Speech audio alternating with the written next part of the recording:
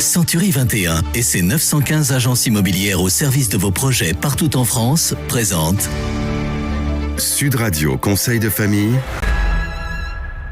Voici tout de suite Conseil de famille. Bonsoir à vous, Stéphane Moller. Bonsoir Philippe Rossi. Vous êtes associé au sein du cabinet VIA et ce soir plusieurs questions de jeunes et moins jeunes d'ailleurs, des auditeurs qui nous écoutent et qui nous demandent comment on devient conseil en gestion de patrimoine. Eh bien peut-être ce soir allons-nous susciter des vocations. C'est une bonne question. Avant de parler de parcours universitaire, académique ou professionnel, peut-être pourrions-nous essayer de faire la liste des qualités requises pour devenir CGP. Allez-y Stéphane. Alors, à mon sens, la première des qualités est sans doute une qualité d'écoute. Nos clients ont des projets, des envies, des idées.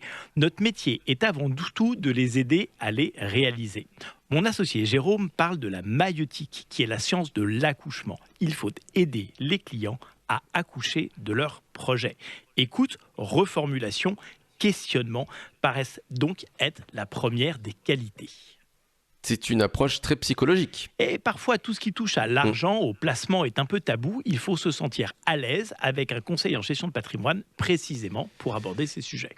Et vous avez bien raison, il faut aussi des qualités techniques. Oui, mais elles sont souvent liées au parcours universitaire ou professionnel, mais elles peuvent aussi s'acquérir par une formation sur le terrain.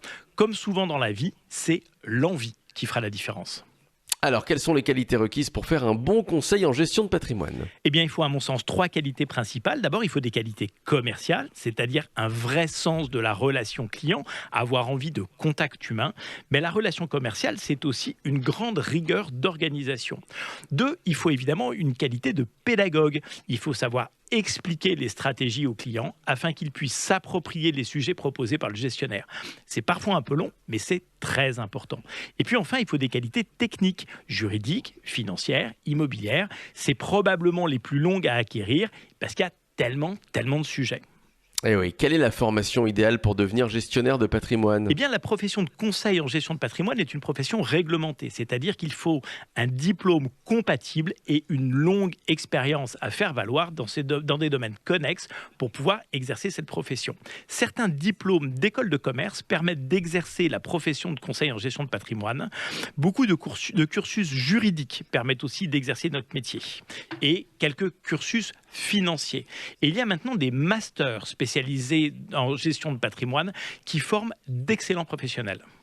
Ces cursus sont ceux qui permettent de devenir conseil en gestion de patrimoine indépendant, c'est-à-dire d'ouvrir un cabinet. Est-ce qu'il y a, Stéphane, d'autres façons de parvenir à exercer le métier ? Bien sûr, intégrer un cabinet existant ou une banque comme salarié ou comme mandataire et se faire former au sein de ces cabinets est souvent possible. Il faut montrer beaucoup de motivation pour faire des formations proposées en interne, mais c'est très souvent envisageable.